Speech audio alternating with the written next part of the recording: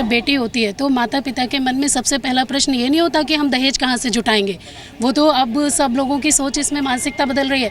अब सोच होती है ये कि ये सिक्योरिटी इसकी सबसे इम्पोर्टेंट है। आगे हम इसी हाईवे के पास बने सिकंदराबाद के लालपुर के इस स्कूल में पहुंचे। ये एक मिडिल स्कूल है और यहां पढ़ाने वाली टीचर्स भी कहीं से खुद को सुरक्षित महसूस नहीं करती हैं। इसमें डर तो मैम देखो लगा ही रहता है। आप बस में आओ उसमें भी प्रॉब्लम आती है, हम कैब में आते हैं तो उसमें भी प्रॉब्लम आती है। वो लगता है ये कई बार सुनसान पूरी रोड होती है, कोई नहीं दिखता। जैसे दोपहर में हम जा रहे हैं, अब अराउंड 1 o'clock हम निकलेंगे, उसके बाद वो थोड़ा सा दोपहर का टाइम हो जाता है, तो उसमें डर तो लगा ही रहता है, सेफ नहीं है। तो अगर आप 7 बजे के बाद जा रहे हो तो आप ही से सवाल किए जाएंगे कि आप 7 बजे के बाद क्यों निकले? हाँ जी, सवाल किए जाते हैं। तो इससे जाहिर होता है कि हमारी आज़ादी कहाँ है, जबकि जेंट्स हैं। यानी हम 7 बजे के बाद कैदी बन जाते हैं। कैदी बन जाते हैं, हाँ जी, यही है। और पुरुष जो हैं उनके लिए ऐसी कोई कैद है नहीं, तो ये अंतर है। और सुरक्षित तो महिलाएं है ही नहीं। बस में भी दिक्कत होती है, परेशान करते हैं लोग बस में। अब कह भी नहीं सकते हैं ज़्यादा, किसी को क्या कहेंगे बस में भी।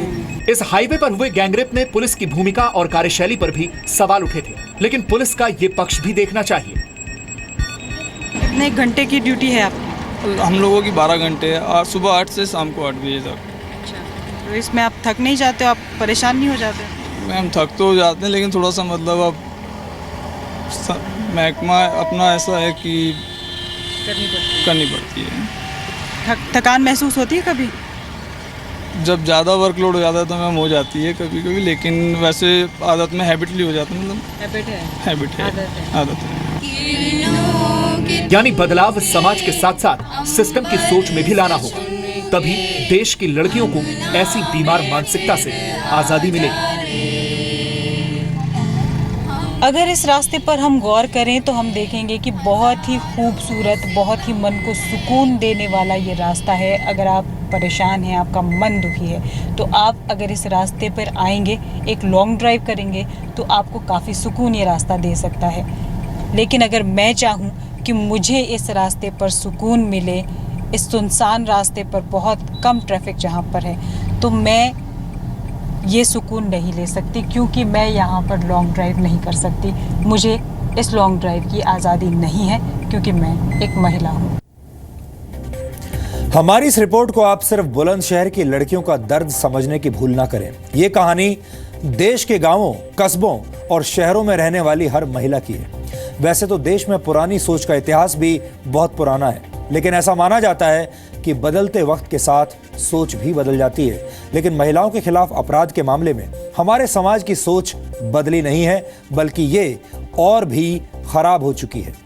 आंकड़े बताते हैं कि पिछले 10 वर्षों में देश में महिलाओं के खिलाफ होने वाले अपराध दुगने हो गए हैं। पिछले 1 दशक में महिलाओं के खिलाफ करीब 22,40,000 आपराधिक घटनाएं हुई। यानी पिछले 1 दशक में हर 1 घंटे में 26 महिलाओं के खिलाफ आपराधिक घटनाएं हुई।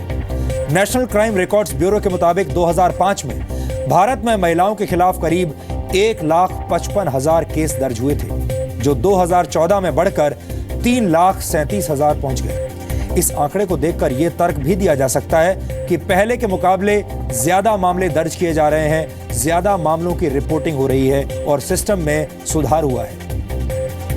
लेकिन फिर भी इस बात को नजरअंदाज नहीं किया जा सकता कि महिलाओं के खिलाफ होने वाले अपराध दुगने हो गए। यह आंकड़ा एक अलार्म है। इसे सिर्फ अच्छी कागजी कार्रवाई का तर्क देकर खारिज नहीं किया जा सकता। हिंदुस्तान एक ऐसा देश है जहां देवियों की पूजा की जाती है, और यह विडंबना है कि देवियों की पूजा करने वाले इस देश में महिलाओं के खिलाफ अपराध सबसे ज्यादा होते हैं। इस बारे में कभी सोचिएगा।